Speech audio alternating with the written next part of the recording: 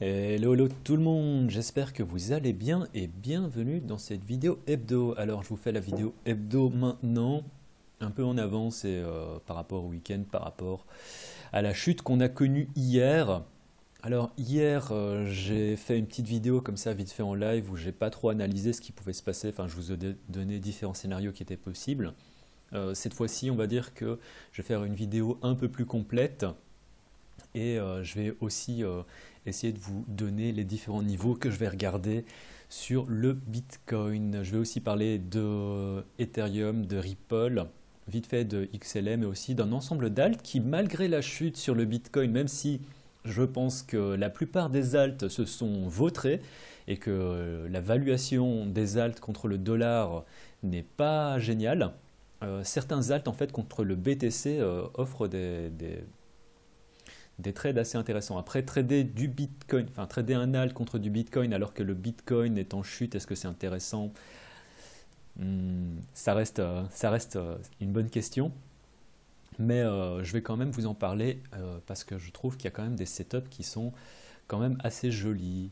Donc Bitcoin, hier je vous ai pas parlé des différents niveaux que je regardais parce que justement j'avais pas encore trop analysé la chose et je voulais pas avoir une vidéo qui soit trop longue, je voulais simplement faire une petite vidéo vite fait de mise à jour, de news on va dire.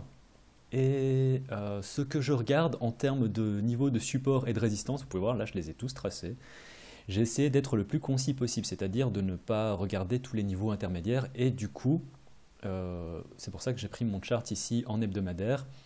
La résistance ultime, du coup, c'est bien sûr la résistance aux alentours des 6000. Ça va être la résistance qu'il va falloir casser. Ceci dit, je pense qu'on a très peu de chances de revenir repasser au-dessus d'un seul coup. Sauf si on a énormément de volume, ce qui pour le moment est loin d'être le cas, donc globalement c'est pas positif sur le Bitcoin. Ça reste de l'ordre des possibles, mais pour moi c'est c'est carrément moins de 10% de probabilité, peut-être 5% quoi. Après là je suis en hebdomadaire et il faudra regarder ce qui se passe donc avant, donc pas avant. Il faudra voir ce qui va se passer au cours de cette semaine et aussi au cours de la semaine prochaine. En effet, si au cours de cette semaine et de la semaine prochaine, on continue à descendre, mais qu'ensuite on a énormément de volume qui arrive et qu'ensuite on a une gigantesque chandelle englobante qui vient ensuite nous faire remonter au-dessus de la zone des 6000 et qu'on a une clôture au-dessus des 6000, ce serait assez bullish. Mais comme je l'ai dit, je ne vois pas ça arriver. Pour le moment, le volume n'est pas là et l'action des prix sur le Bitcoin pour le moment est véritablement pas génial. C'est globalement très bearish. Donc ça, c'est la résistance que je vais regarder. En dessous de ça, il y a les niveaux de support que je vais regarder. Alors le premier niveau de support, c'est tout simplement les 5500. On est pile poil dessus en ce moment.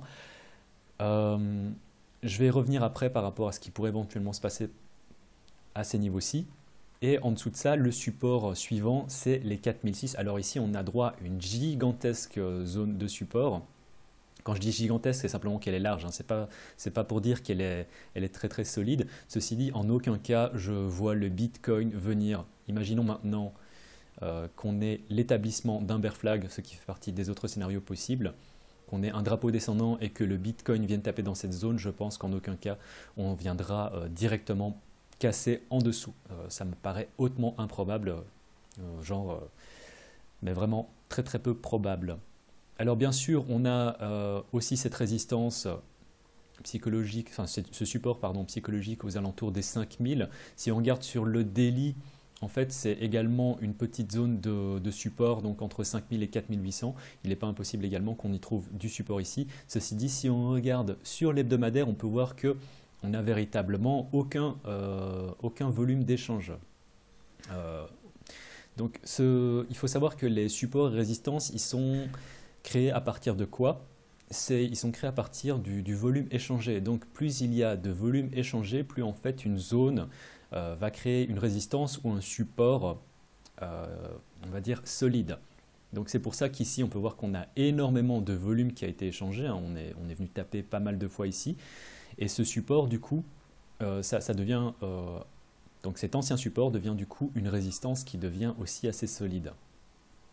Mais comme j'ai dit, si maintenant on a énormément de volume qui arrive, il est tout à fait possible que l'on arrive à remonter au-dessus et que ceci ce soit un fake out. Mais comme je l'ai dit également, ça me paraît assez peu probable. Donc par rapport aux différents cas qui sont possibles selon moi, le tout premier, c'est tout simplement qu'on ait l'établissement. Alors je vais montrer ça sur le 4 heures en fait.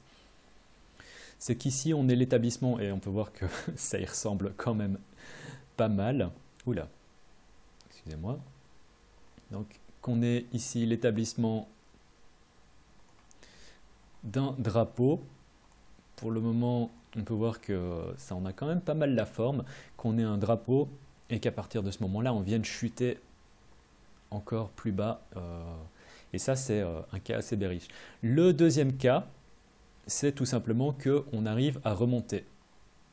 Mais quel que soit le cas, je pense qu'ici, on va avoir énormément de résistance et qu'il nous sera impossible de passer au-dessus.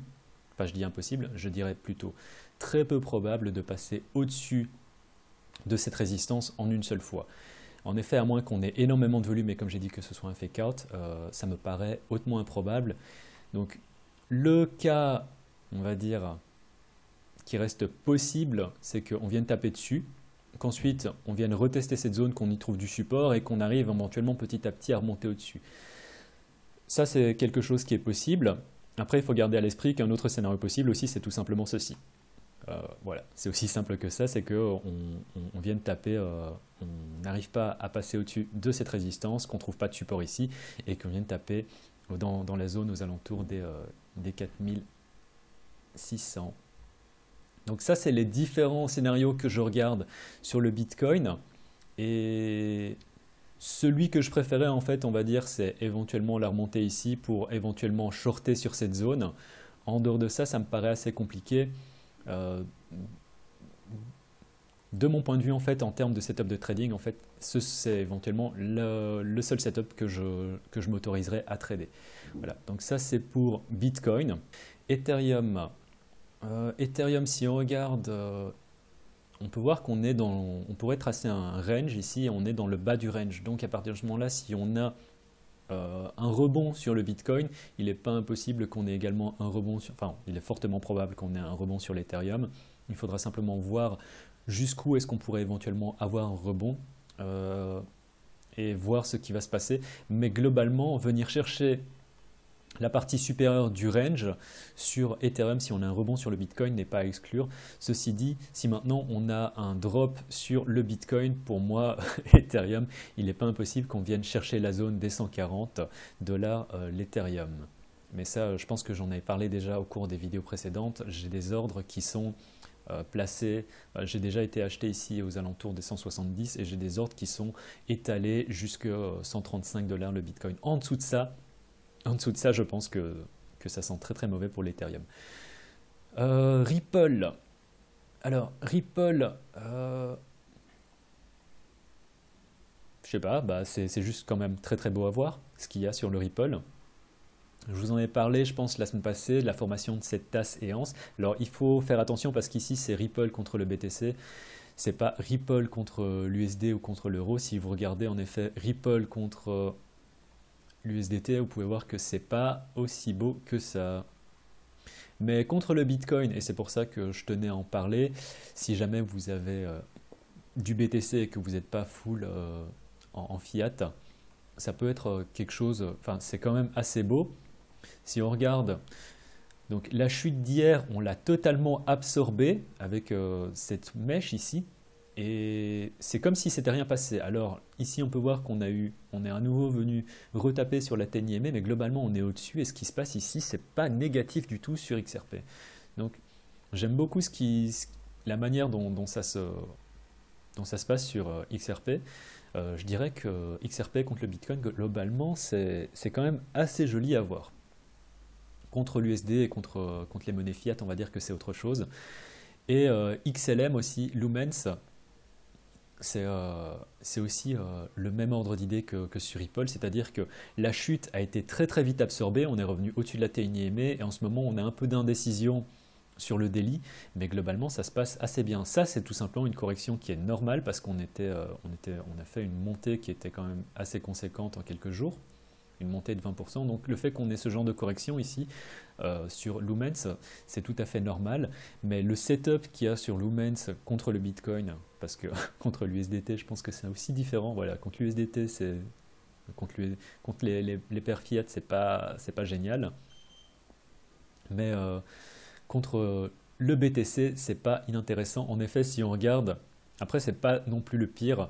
Quand on regarde des choses comme l'ISC, enfin, vous voyez, en fait, l'ISC, ici, on avait. Donc, ça, c'est le lot qu'on a fait, le plus bas qu'on a fait au cours de cette année. On a réussi à consolider ici, on est passé en dessous. Ce niveau ici, des 3920, il s'agit du plus bas historique sur Binance, sur Bittrex. En fait, j'ai pas vérifié, peut-être qu'il y a encore des niveaux encore plus bas, mais on peut voir que globalement, ce qui se passe sur l'ISC, c'est vraiment pas beaucoup. Je pourrais également vous donner le cas de Walton Chain. La semaine passée, il y a quelqu'un dans les commentaires qui m'a dit ah, pourquoi est-ce que tu dénigres Walton Chain? Parce que je vous avais expliqué que j'étais sorti à break-even de la position aux alentours des 5000, alors que j'avais annoncé il y a plus d'un mois, je pense que j'allais faire un swing trade sur 2 mois et que je visais les 7000 Satoshi en espérant faire un trade à 50%. Donc c'était une target qui était assez haute, mais je me suis dit que sur une échelle de temps, on va dire assez longue, c'était possible. Et ici, globalement, ce qui se passait, c'était quand même assez joli à voir. Sauf qu'on n'a pas réussi à passer au-dessus de cette résistance. J'avais mon stop en dessous des 5000, je suis sorti. Je voyais qu'ici, on avait un peu de support, mais je me suis dit aussi qu'au niveau de l'évolution des prix, c'était pas joli à voir et que je préférais mettre mes BTC sur éventuellement sur d'autres paires. Et on va dire que j'ai eu raison, en effet, en ce moment. Walton est à 3800, quoi. Donc globalement pas positif sur Walton. Mais parlons un peu de différentes paires. Alors il y a 4 paires parce qu'en fait BAT ne fait pas partie. C'est pas joli à voir. BAT, je préférais attendre de voir si ici on trouve du support sur ce support justement pour éventuellement prendre une position. Mais ça, il faudra attendre une confirmation dans tous les cas. Il n'est pas impossible en effet sur BAT que l'on vienne retracer carrément ici. Mais du coup, il y a quand même 4 alts que je tenais à vous montrer parce que c'est pas négatif ce qui se passe. Le premier, c'est Polymath. Alors Polymath, j'en parle, c'est pas non plus le setup, on va dire, le plus beau qui soit, mais ici, on peut voir aussi que la chute d'hier, elle a été absorbée très très rapidement et qu'ensuite on a tenté de faire une excursion au-dessus de la TNIME. Donc globalement, ce n'est pas négatif, j'attendrai encore éventuellement une confirmation, mais même par rapport à ce qui se passe ici, on va dire que c'est globalement positif sur Polymath. Et il n'est pas impossible, en effet, qu'on ait tout doucement une petite montée ici. Alors ça reste à confirmer, bien sûr, mais là, globalement, c'est pas négatif sur Polymath. Le deuxième, c'est Bitcoin Gold. Alors, je vous en avais parlé, je pense que ça fait déjà 2 semaines ici, de cette formation de ta séance. Donc breakout avec des volumes, on est monté très très haut, correction, passage en dessous de la moyenne mobile exponentielle à 10 et en ce moment on se trade à nouveau au-dessus. Donc l'action des prix sur Bitcoin Gold est franchement pas négative. On peut penser ce qu'on veut de ce fork de Bitcoin. Mais globalement, c'est pas négatif ce qui se passe ici. On peut voir aussi qu'on a cette droite de tendance qu'on tient quand même très très bien ici. Donc tout ça, je vais effacer en fait parce que c'est pas nécessaire. Mais globalement, c'est quand même positif ce qui se passe sur Bitcoin Gold et il n'est pas impossible que l'on continue aussi à monter encore plus haut. Alors, Quark Chain, je vous en ai parlé, je pense, au cours des 2 semaines précédentes parce que c'est juste magnifique. En termes de, je vous avais expliqué la semaine passée que ça, pour moi, c'était un cas d'école. Donc, montée très très clean. Si on regarde sur le 4 heures, on effectue à chaque fois des creux et des sommets. C'est vraiment ça. On pourrait voir ça en escalier. Ça monte vraiment. C'est très très constant. Donc très très joli. Ensuite, correction. Cette ancienne résistance ici, on le reteste en tant que support et on continue la montée. On est toujours. Alors, il y a une chute hier. On est remonté très très rapidement. Donc tout ça. Pour le moment, c'est comme si c'était rien passé. On est dans une phase un peu corrective pour le moment sur Quark Chain.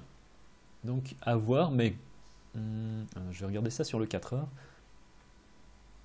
Là pour le moment, on est sur une consolidation un peu Donc il faut attendre une confirmation, mais honnêtement, il n'est pas impossible qu'on continue la montée aussi sur QuarkChain.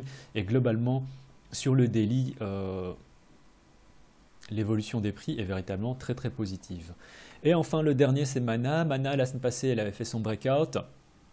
Également, même chose. Alors ici, là, c'est pas tout à fait pareil que sur Bitcoin Gold, Polymath et QuarkChain, dans le sens où Decentraland, Mana, donc, on est sur des niveaux assez hauts, on est en zone de surachat, donc je conseille en aucun cas l'achat ici, mais on peut voir ici aussi que la chute a été également très très vite absorbée, et globalement ce qui se passe sur Mana n'est pas négatif non plus.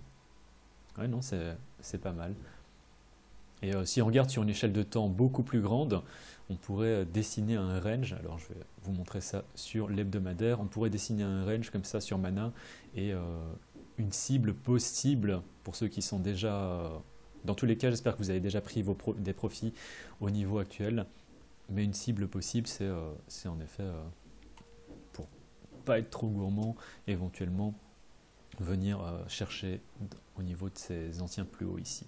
Donc, qu'on a dû taper ici plusieurs fois et qu'on a failli taper déjà en effet. Donc il n'est pas impossible également qu'on vienne directement taper le haut du range, ce sera assez bullish pour ceux qui sont en position sur Mana, mais dans tous les cas n'oubliez pas de prendre vos profits.